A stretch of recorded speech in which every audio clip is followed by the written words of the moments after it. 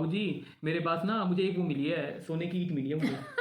Gold brick, सोने की ईंट मिली है, हाँ ईंट काफी बड़ी होगी जो भी होगी वो।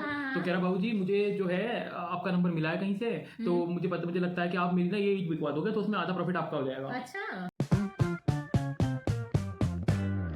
नमस्कार दोस्तों, तो हम एक बार फिर हाजिर हुए हैं आपके सामने एक नई गुफ्तगू लेकर, जहां बातें होती हैं दिल से दिल तक, जहां लफ्ज में छुपी है कुछ कहानी।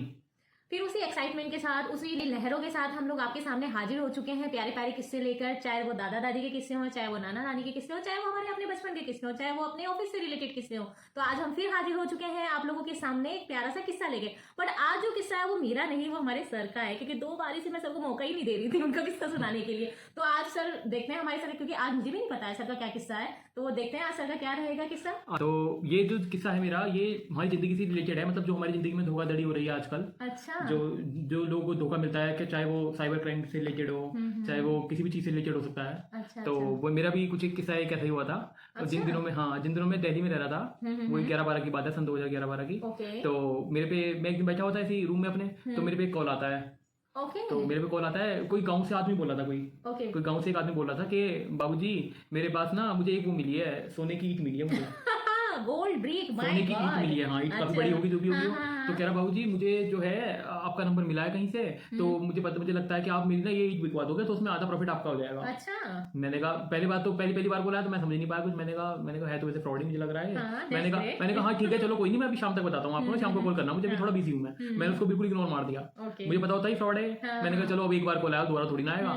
लेकिन उसने फिर शाम को 6 बजे भी कॉल करा मुझे, जब मैंने उसको टाइम दिया था मैंने जितना भी। तो उसने मुझे फिर कॉल करा कि बाबूजी हाँ वो क्या हुआ है। मैंने कहा अभी करूंगा, अभी जरा मैं थोड़ा अभी बिजी चल रहा हूँ आजकल, अभी आऊंगा मैं तुम्हारे पास आऊंगा। तो वो उसका ये कहना था कि बाबूजी मेरे आप मेरे गांव में आना। मेरे गांव का नाम शायद उसने भागलपुर बताया था, बिहार का भागलपुर, या फिर शायद कुछ और बताया, मुझे याद नहीं आ रहा। पता नहीं, भागलपुर याद आ रहा मुझे ना, थोड़ा गांव का एरिया था वो। तो वहां पे उसने कहा कि मैं ना यहाँ रहता हूँ और आप ना यहाँ पे आ जाना, और फिर हम दोनों मिलकर ना इसे बेच देंगे, आप मुझे इसना सोने को बिकवा दे। मैंने उसे कहा तुम खुद बेच दो ना, तुम खुद भी तो बेच सकते हो, तुम मुझे क्यों बुला रहे हो, तुम मुझे क्यों प्रॉफिट देना चाह रहे हो, तुम तो पूरा प्रॉफिट अपने पास रखो। कह रहा नहीं बाबूजी मैं पढ़ा लिखा नहीं हूँ, तो मुझे आता नहीं है, मुझे इस चीज में नॉलेज नहीं है, तो आप ना मेरा आगे बिकवा देना है। पूरी दुनिया में क्या मैं ही मिला हूँ? वही तो अब क्या हुआ, फिर मैंने अपने दोस्तों से, मुझे पता था फ्रॉड है, ऐसा नहीं कि मैं कुछ लालच में आके मैं कुछ वो कर रहा था कि हाँ बताओ मैं जाऊँ या ना जाऊँ, मैं कभी भी नहीं जाता वहाँ पे, मैं तो बहुत इंटेलिजेंट हूँ इस मामलों में। तो क्या हुआ कि मैंने फिर अपने दोस्तों से कहा, मैंने कहा ऐसे करके मेरे पे कॉल आ रहा है एक, तो कह रहा अरे तो फ्रॉड होते हैं, तो मेरे भी किसी एक पे आया था दोस्त पे, वो भी कह रहा था कि मुझे ये मिला है, पता नहीं उसे क्या मिला था, याद नहीं आ रहा मुझे, कि मुझे भी ये मिला है और यहाँ पे आ जाओ। कह रहा इनका ये जो है इनका ग्रो बना रखा है इन्होंने लोगों ने, और ये वहां पे मैं अगर जाता ना, जैसे अगर मान लो इनके पास, तो ये ना ग्रुप में खड़े रहते हैं लोग। और फिर ना जो जैसे मैं वहां जाऊंगा उसके बाद, तो ये मेरे पास जितना भी सब कुछ पैसा होगा, मोबाइल होगा, वो चैन होगी या फिर घड़ी वगैरह, वो सब छीन लेते हैं वो लोग, और मारते पीटते अलग है वो। तो फिर ये काम करके फिर ये इस तरह से धंधा करते हैं अपना। तो मैंने कहा हाँ ये तो बात सही है भाई तेरी। तो फिर मैंने कहा, फिर उसका फिर दोबारा कॉल आया, मैंने कहा हाँ आऊंगा भाई आऊंगा, मैंने कहा मैं आऊंगा भाई, ऐसे करके मैं तो चलता रहा। मैंने कहा छोड़ से क्या बहस करूं मैं, एक बार को मन भी करा मेरे, पुलिस में कंप्लेन कर दूं। मैंने कहा फिर पुलिस में कंप्लेन करके भी कुछ नहीं होगा, वो यही कहेंगे पुलिस वाले भी कि तुम खुद सतर्क रहो भाई, तो कि तुम क्यों फालतू के झंझटों में पड़ रहे हो। मेरा मन तो था कि इन्हें फंसवाया जाए इन ग्रुप को। अब वो कल आज के दिन मेरे साथ कर रहे हैं, कल किसी और के साथ करेंगे, और मान लो कोई फंस भी गया लालच में आके, तो फिर उसके साथ क्या होगा, कितना बुरा होगा। तो इस तरह के मतलब बहुत फ्रॉड चल रहे हैं आजकल। आपके पास भी जरूर कोई ना कोई इस तरह कोई कॉल जरूर आया होगा। इतने स्कैम चल रहे हैं आजकल सोशल मीडिया पे, कोई सोच नहीं सकता। आपको अगर जॉब के लिए कोई फर्जी कॉल आए तो वो समझ लो आप वो भी फ्रॉड है। क्योंकि एक तो पहली बात, अगर तुमसे कोई शुरुआत में कोई पैसा मांग रहा है ना, तो समझ लो पक्का 100% फ्रॉड है वो।